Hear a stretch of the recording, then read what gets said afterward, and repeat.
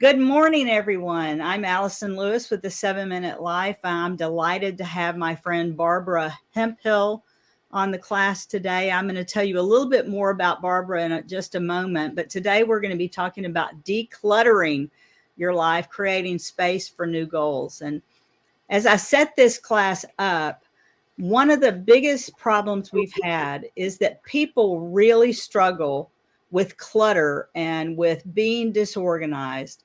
And it is probably, and Barbara, I'm sure you're going to start shaking your head.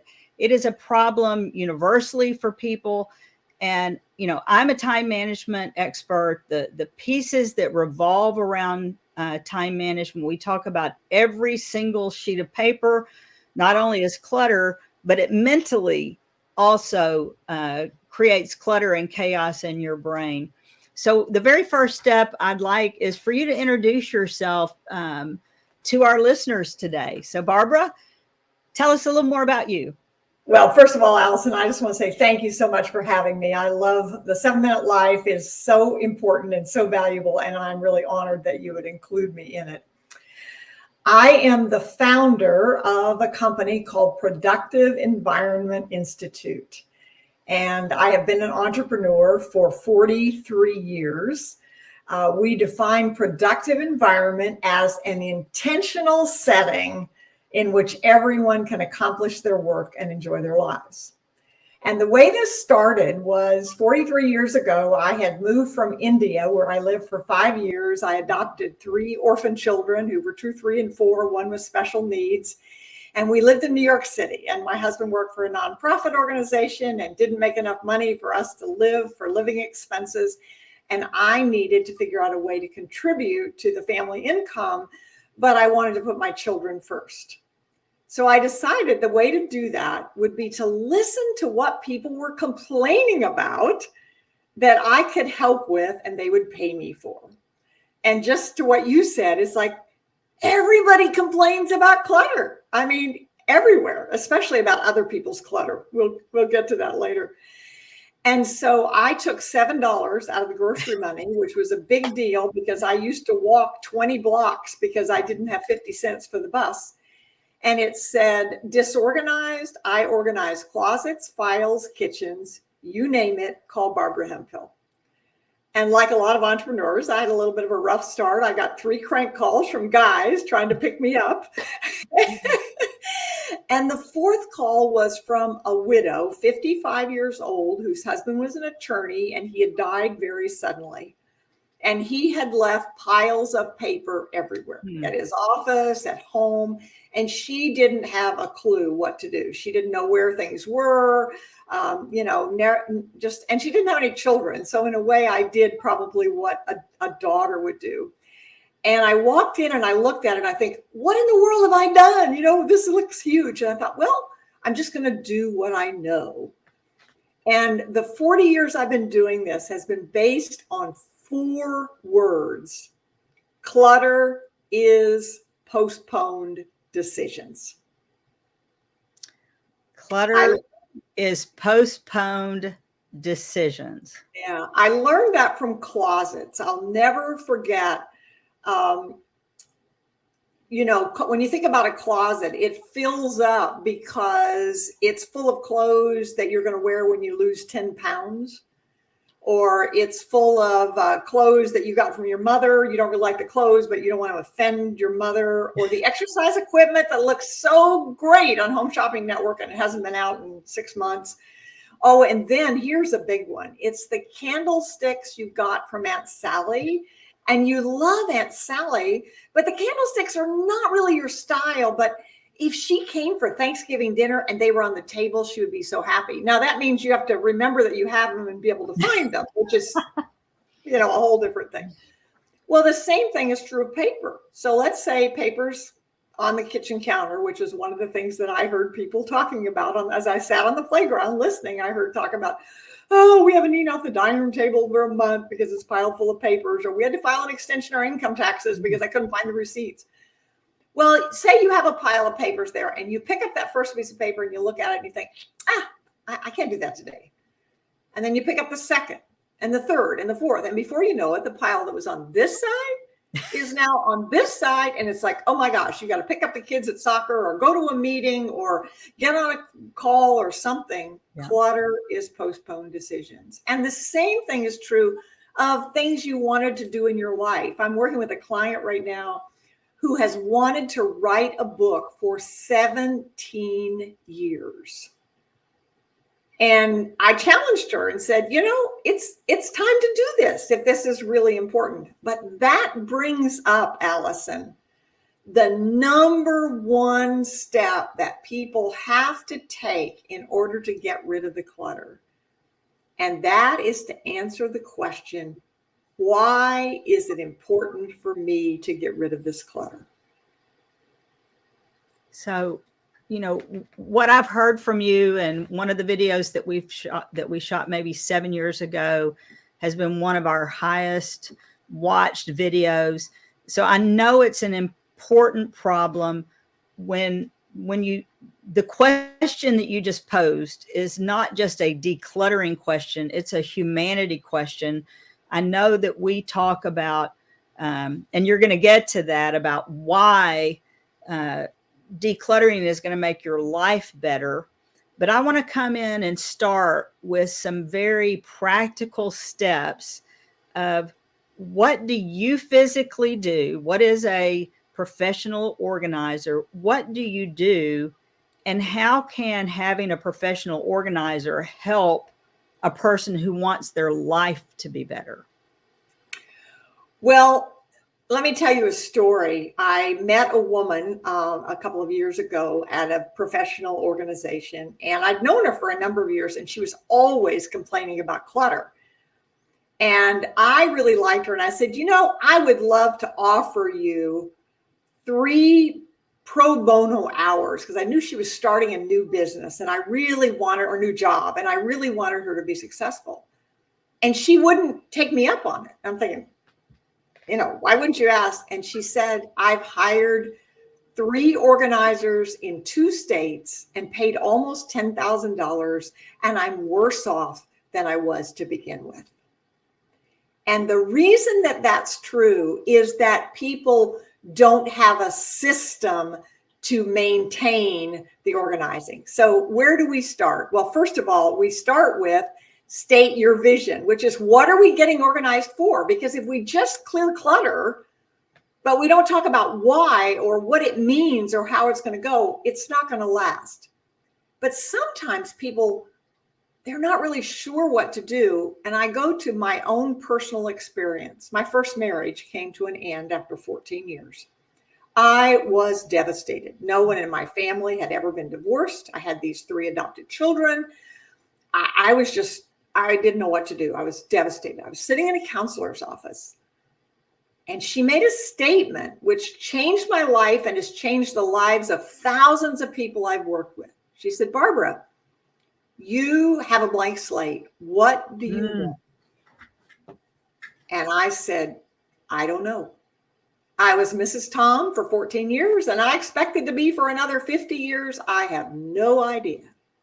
And the statement she made to me was, let's start with what you don't want. So a lot of times people don't deal with their clutter because instead of looking at the clutter that they can easily get rid of, and that's true of everybody. I've never worked with a client, even hoarders, who didn't have something that they could easily get rid of. And here's what's interesting. Our physical and our digital clutter is a reflection of our emotional and spiritual clutter.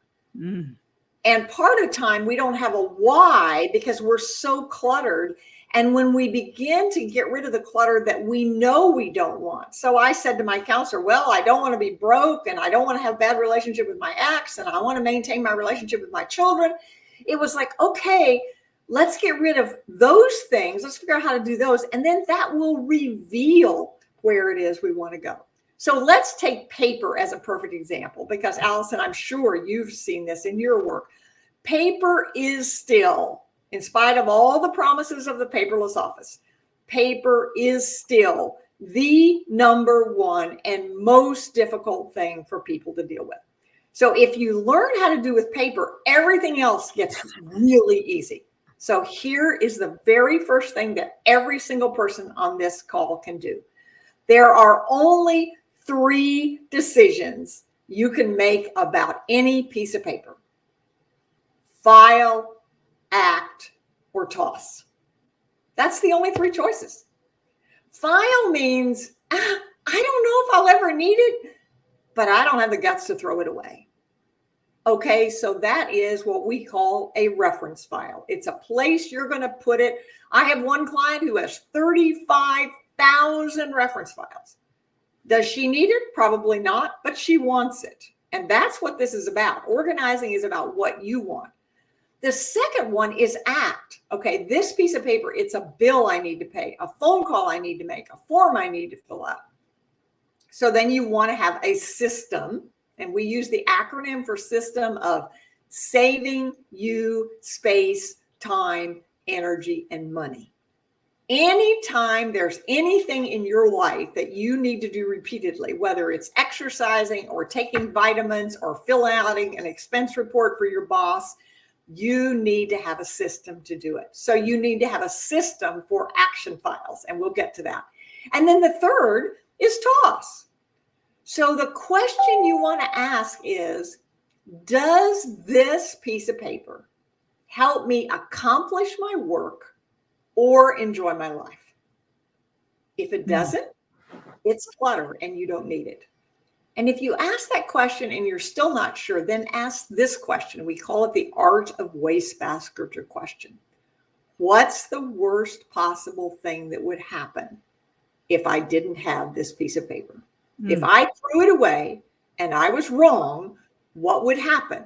And then you say, is that a price I'm willing to pay? It does not have a moral issue. Anybody, 2 people could answer the same thing. One person would say that people would say, if I threw it away, the worst thing that would happen is the boss would yell at me.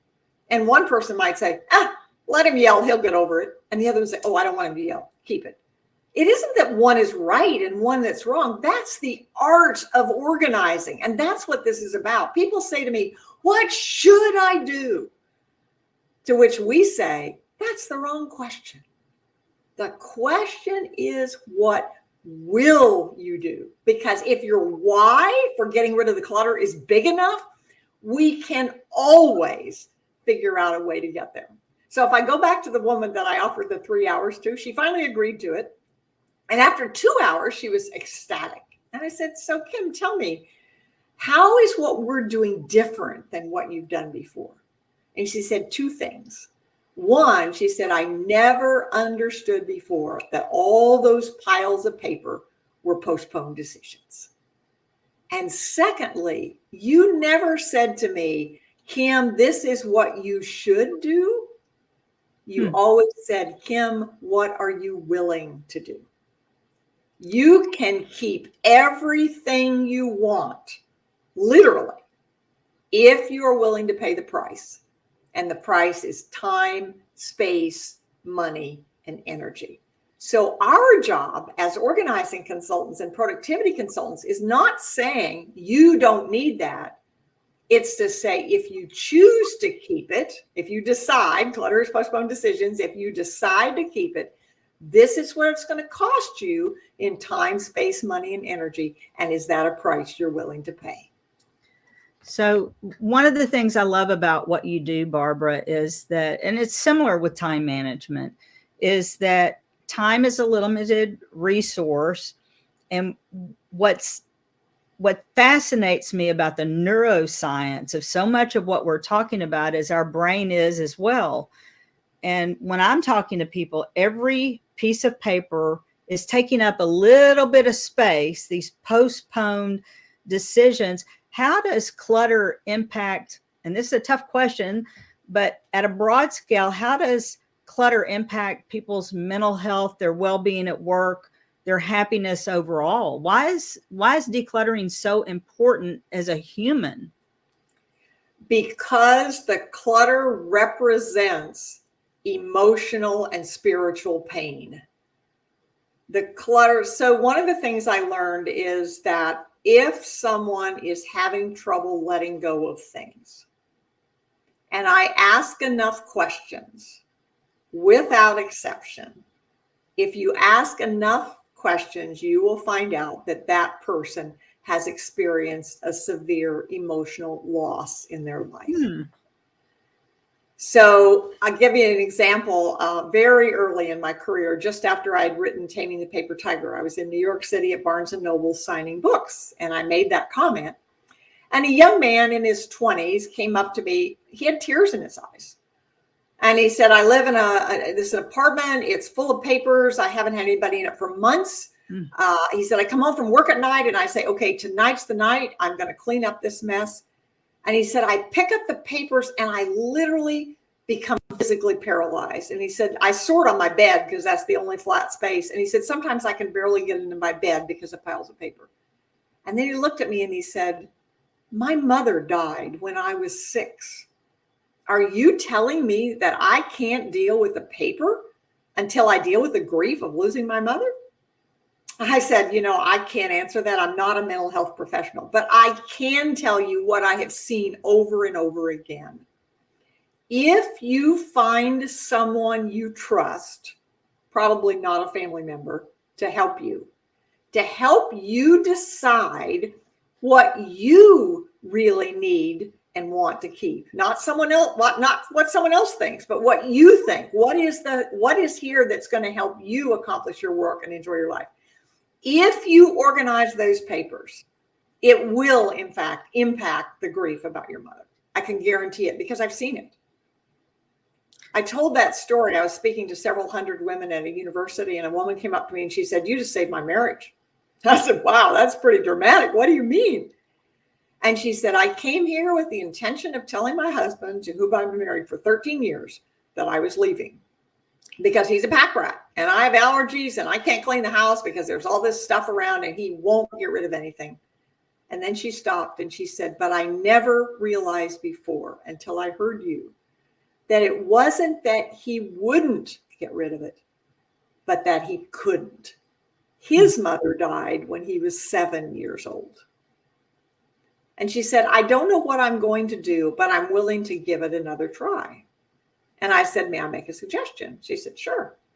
I said, go home and say to your husband something like, I never understood before until I heard Barbara speak that this is really important to you. I just didn't understand that. Let's work together to figure out how you can save it and we can still live together. That completely changed the dynamics, because what always happens is the more someone else says you don't need it, the more that person says, but I want it.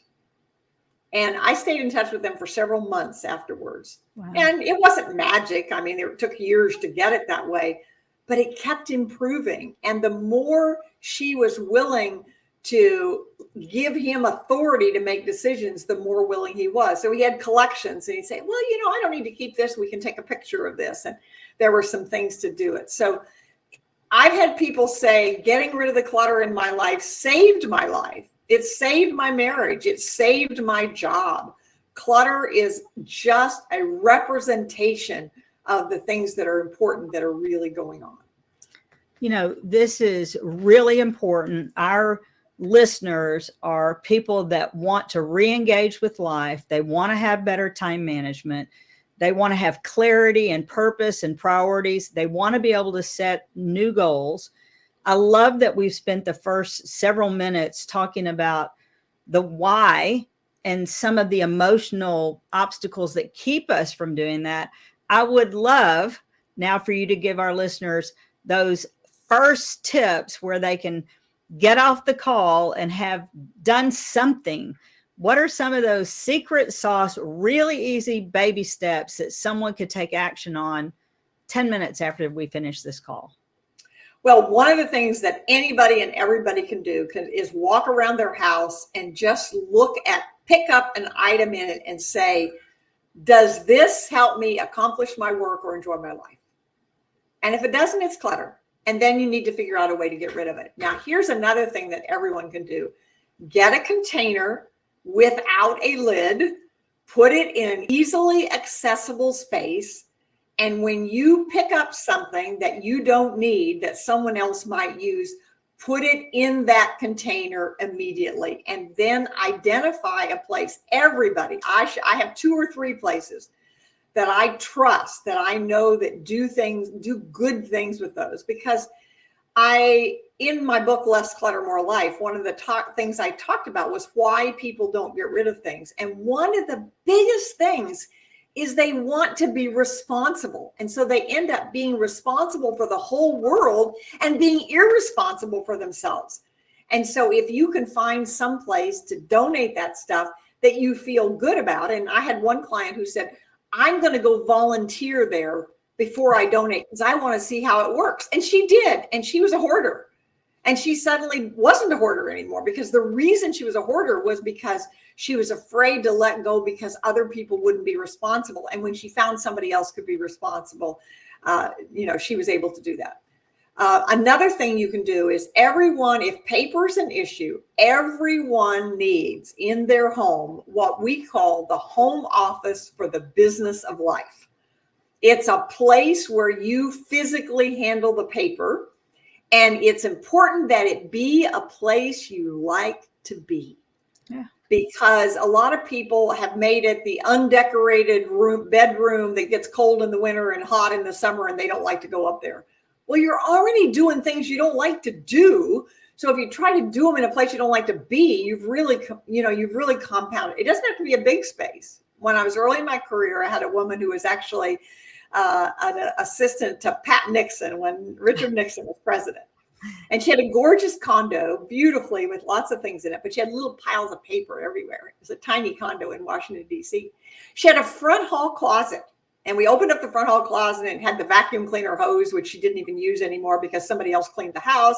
It had 7 or 8 coats, and when I really quizzed her about it, there were only a couple of them she really wore. There were books that people had left, visitors had left, she was always going to return, and just stuff. We took out the stuff. We took out the rod, we put in a counter-high shelf, put in a stool, put in a filing cabinet, a little hot file on the door. And here's what made it work. It was, in those days, a radio, because she liked to listen to All Things Considered. So when she would come home from work, she'd take the mail out of the mailbox, pull the stool down, put on the radio, and then she sorted the mail into the system that we created. So the front hall closet that used to be a clutter place for postponed decisions suddenly became functional. And she said, if I had met you 25 years ago, my life would have been totally different. So find a place that is your home office for the business of life. There's a couple of things. I can go on forever and ever. Oh, I know. And I'm just glad you're my friend. I have another question about the all or none syndrome. When people think about clutter, that it's all or none, how do you get over that? And how do you start digging through, it may take you 30 hours to do something or 2 months to do something. How do you just take those baby steps without feeling like a failure that you didn't get it all done? Well, here's one thing that's extremely important, and you could use it with a closet. Okay. So what happens over and over is somebody will say, okay, I'm going to clean up this closet. And let's say they're in the master bedroom closet, and you start to clean it up. And the first thing they find goes in the laundry room. So they walk into the laundry room and say, oh my gosh, this is a mess too. And so then they start doing that. And then in the laundry room, they find something that goes in the garage. And the next thing they know, 3-4 hours have passed, and now they have messes everywhere and they've accomplished nothing. Yep. So one of the things that's really significant is to say, all right, how much time am I willing to spend on this organizing project right now? And this is when you want to keep your personality into effect. So I'm the kind of person, once I get started, I just want to do it. I want to get it done. And if it takes longer than I thought, that's okay. I'm going to do it. Other people are not that way. So this is, once again, the art of organizing. But let's say, okay, I'm going to get up a little bit early, and I'm going to spend an hour every morning for 5 days a week before I go to work. For that hour, this is the important thing, allow 10 minutes for cleanup. So that means you go into the closet, and if you find something in the closet that belongs someplace else, you don't go there. You make a pile or have boxes or do something. Make it simple. Okay, this is a pile to donate. This is a pile to throw away. This is a pile that goes into another room. And then if you're only allowing an hour, when you set the timer, using time management, set the timer. So when 50 minutes is done, you now have 10 minutes to go get those things in the right place. And if you do that day after day, you will continue to make progress. And when you continue to make progress, you're encouraged and you keep going instead of having a bigger mess, which is what happens most of the time when people start to organize. They end up with a bigger mess than they had in the beginning, and they get very scared. Now, I am not a declutter expert, but I do know that what you're telling me is way different. And that's why I love you so much, is that you're not saying to someone, you're a bad person, because I think we tell that to ourselves. We feel that guilt and all of that. But I am interested in the size of the trash can, because I have changed to a bigger trash can, because obviously at some point stuff has to be tossed.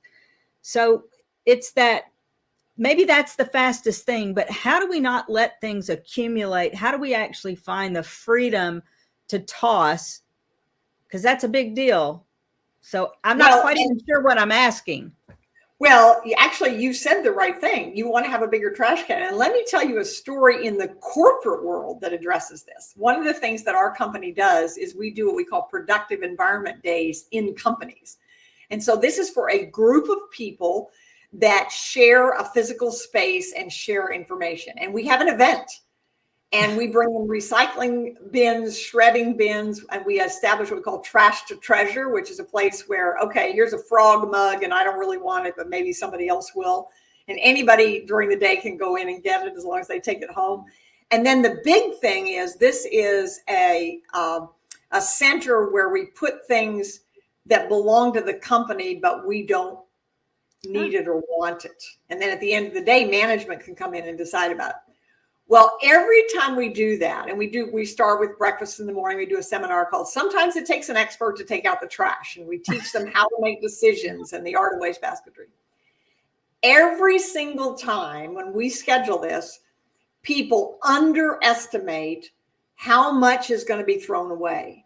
And I have to be very, very adamant with my client is you must have the recycling and the shredding company on hand to bring us new bins before it's over. So we had one company with 400 employees. We did 12 days. So everybody participated in for one day. At the end of the 12 days, we had shredded alone, just shredded. That doesn't include what we tossed or what we recycled. We re-shredded alone 33,000 pounds of paper. So it has to be easy to do it. So when my kids were little, I remember we had 5 kids, and I blended family with 5 kids, and things wouldn't get in the wastebasket. I went to the Pier 1 at that point and got this big bin. It was like a clothes bin. It's supposed to be for dirty clothes.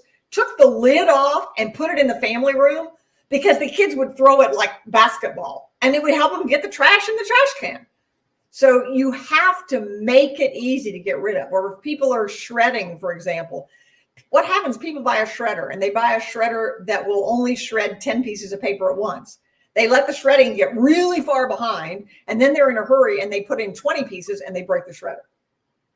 So instead, it means you want to have a system that you shred the paper more often. It means the shredder needs to be closer to where you're sitting, or you need to have a basket that you put it in to be shredded, and then you take the basket, but some kind of a system to make it easy to do. And the other thing to keep in mind is research shows, and I've proven it over and over again, that 80% of what we keep, we never use.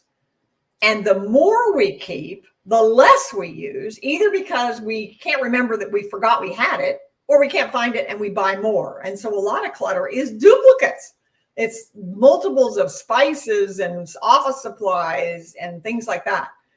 So we really can get rid of things quickly. And people are shocked how quickly they can get rid of clutter. But you need to do it in an area so you're seeing your results, not just a little bit here and there. Okay, so this is a 30-minute video cast, and we're at 29 minutes, so we'll go over a little bit, but people cannot do this on their own. That's why they're members of the 7-Minute Life. They're joined our membership because they want to have a community of people that can give real information, that like this, excellent information. But there are going to be some people listening that want to know very specifically about how they can contact you to actually hire one of your consultants. This is not a sales pitch. This is people saying, I need a Barbara Hemphill. I know you have a system of organizers. If someone wanted to hire someone from your company specifically, how would they do that? Is there any information you can give us about what it costs and just physically what it looks like and how they can contact you? And then all the people on the call, I'd like you to start putting in chat questions that you have for Barbara. So Barbara, how could someone actually hire your company to work with you? And by the way, just so people know, we have no strings attached. We're not representing you in any way. We don't get anything from this. We want to support your work because we feel like it matters. So let's get the chat going. And Barbara, how can someone actually do business with your company? Well, first of all, you can always get Less Clutter, More Life, which is a book that you read in just a matter of a few minutes. It's easy to read, and it gives you an idea of our philosophy. We don't accept everybody as a client because we are only taking clients that are really ready to make a change. It's very easy to do. You go to productiveenvironment.com, and on it, there is a scorecard that you fill out. It takes 3 to 5 minutes to fill it out. That scorecard comes to us. And it also comes with some videos that gives you some information right away. And it gives you a blueprint for organizing your office, whether it's a regular office or a home office. And then you get a complimentary 30-minute discussion with one of our consultants. We work virtually. You know, a lot of times people think that organizing has to happen live. We've been doing virtual organizing for over a decade. I have clients all over the world that I've never met. And here's what's exciting. I learned that our clients do better virtually than in person because we learn kinesthetically. When they do it, then they learn how to do it. So when they do that scorecard, we have a conversation with them and we find out what their specific needs are. And then the prices vary. At a minimum, it'll be $1,000. I mean, that's going to be the minimum cost. There's a lot of free stuff. There's YouTubes, and we have a network you can sign up. So there's some free things. But if you want to hire us, you're talking about a minimum of 1,000, up to many thousands if you're depending upon you're doing years worth of stuff, or maybe with a company or something like that. But it's very customized for what you want. It's helping you to accomplish your work and enjoy your life. And it's all based on a 9-step plan that we've used with thousands of people. And we show you what those 9 steps are, what they mean, and how they get you from disorganized to organized without overwhelm. Well, I think that's really important. And we're trying to be very clear on our programs of here are the resources. People want to know. They don't want to know. They want to know, can I afford this? Can I do this? And so I appreciate you kind of setting this up. People should reach out to you. There are a lot of ways they can. I've put productive, and I'm not sure I didn't spell it correctly, but it's productiveenvironment.com. We do have some questions coming in. Okay. Peter is asking, what was the first question you mentioned to ask yourself when you pick something up? Oh, that's one of my favorite questions. And if you don't remember anything else, this will change it.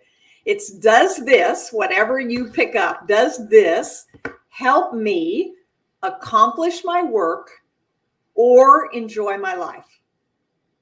Because if it doesn't, that's what stuff is for, right? Stuff is to help you accomplish your work or enjoy your life. And it's not doing that, then you can get rid of it. And that's where we're keeping other people's clutter oftentimes. And then there's a second question. And the second question is, what's the worst thing that would happen if I didn't have this?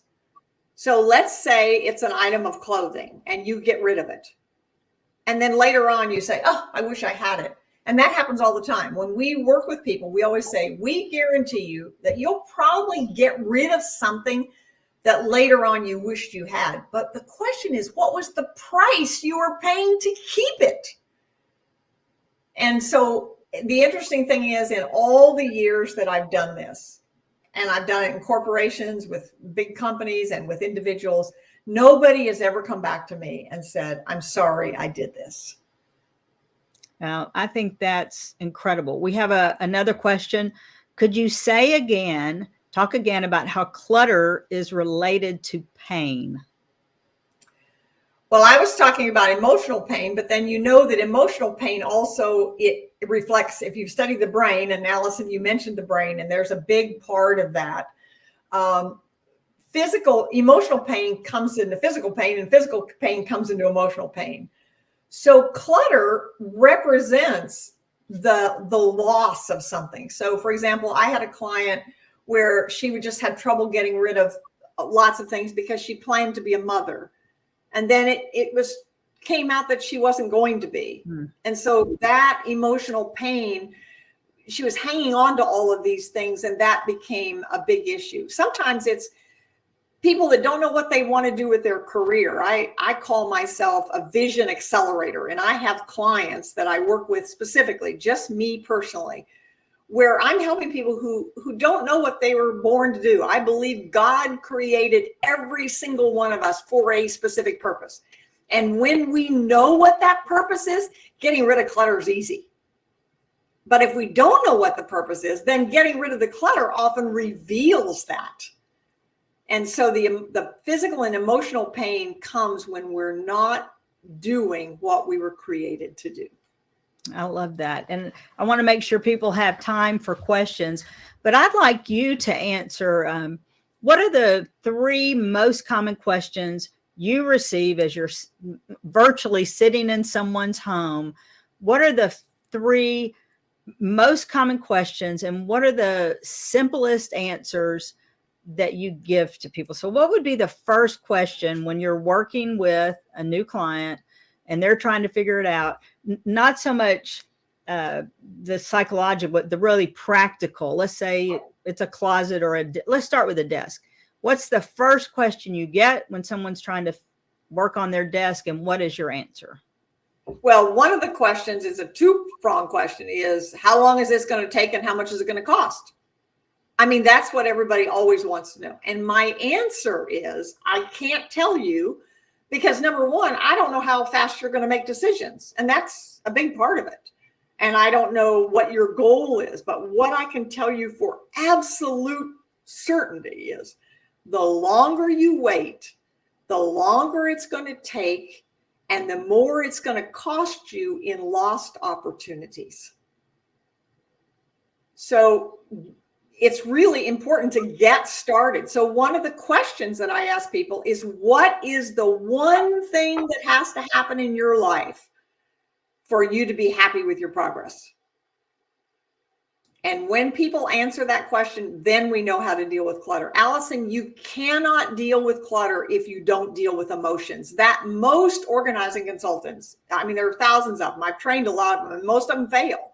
And the reason they fail is because the client isn't given a system. They're just organized the stuff, and then they leave and they're worse off than they were. And now they feel even worse, because it's like, I must be hopeless because even this professional couldn't help me.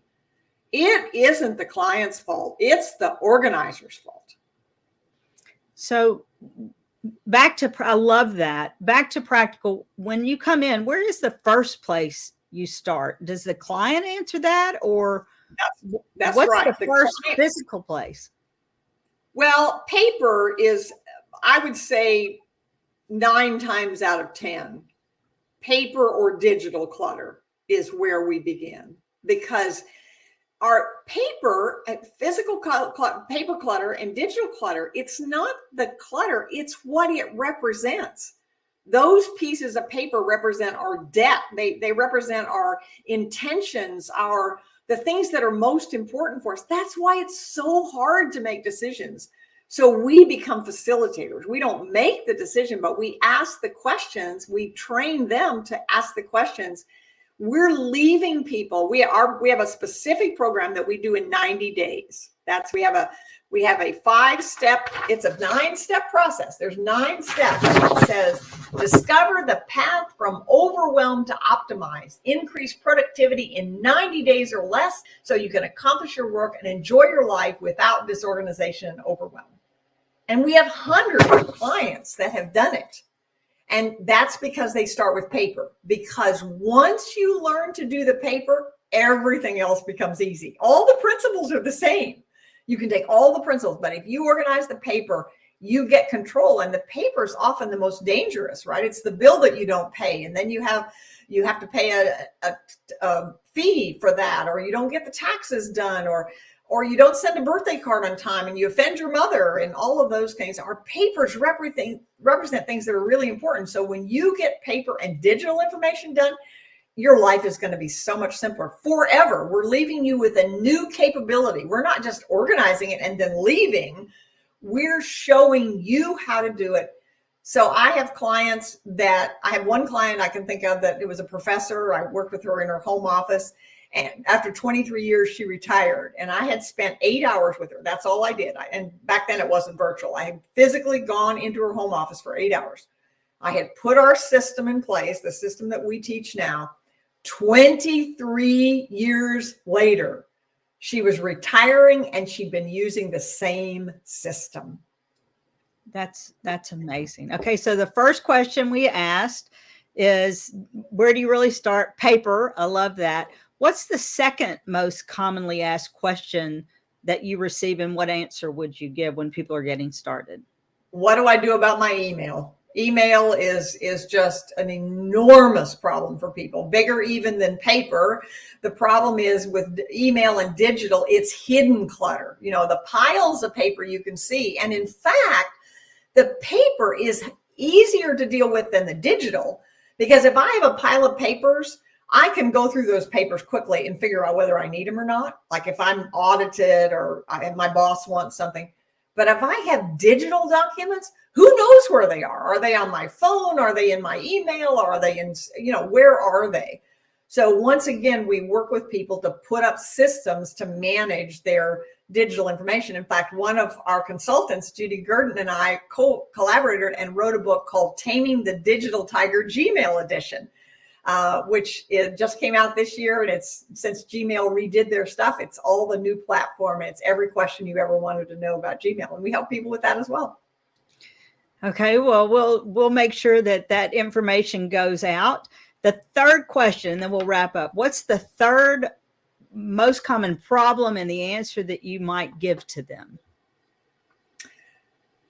The third common problem is that people think that they have ADHD or they're creative or whatever, and that if they were to get organized, they would lose that creativity. That's so common. I'm a creative person. Well, I have been diagnosed with ADHD, and I'm a musician by training. I love the big picture, and I love to start things. I hate details, and I'm not very good at following through, which is the reason that the system we created is so powerful, because if I didn't use it myself, I'd probably be a bag lady. So people think that they're hopeless, that because they have ADHD or because they're creative, that this is going to take that away. And exactly the opposite. I've never met anyone who is hopeless when it comes to getting organized if their why is big enough. And if their why isn't big enough, we can start getting rid of the clutter and discover that why, and that's a bonus.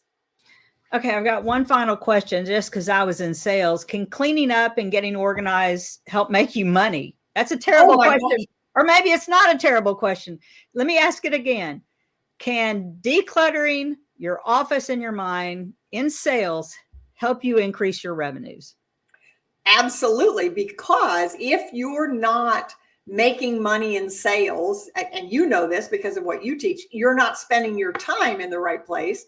And if you're not organized, you are not able to find what you need when you need it. You're not able to develop the relationships. I mean, part of the reason that my business has been so successful is that I'm huge on relationships. And part of the reason that is because I had systems every single time I talked to a prospect, every single time. I would say, what is the next action with this process, with this prospect, and when? And I had a system to make sure that when the 23rd came and that was the day I was supposed to follow up, I did it. So it will make you money. And also, virtually every time we work with disorganized client, we find credit cards, we find checks, we find all kinds of things. So sometimes there's actual money that they find in addition to making more money. But there's no question that in sales, you'll increase your sales. Well, Barbara, I have to tell you that this is one of the most fun classes we've offered. I know that our community loves this. We definitely are going to follow up and continue to meet with you, Barbara, because it's such an important problem. So let me just wrap up from the 7-minute life standpoint. From the 7-minute life standpoint, the work Barbara is doing is important and aligns with our time management. We were founded as a time management company, but the work that Barbara is doing is so important because as we clean up our lives and get rid of things from that mental clutter place, I think it helps us find clarity, rediscover what we value most, and helps us live a more purposeful and meaningful life. So, Barbara, I just want to say thank you so much for being here. And I really, really hope our people will reach out to Barbara Hemphill at productiveenvironment.com. Barbara, any last words from you? No, I hope they'll reach out too, because my passion is helping people eliminate the physical, digital, and emotional clutter that prevents them from accomplishing their lives. So, Allyson, you and I are doing the same things, and I love collaboration. One of the things I believe is together we are better, and I believe we're a perfect example of that.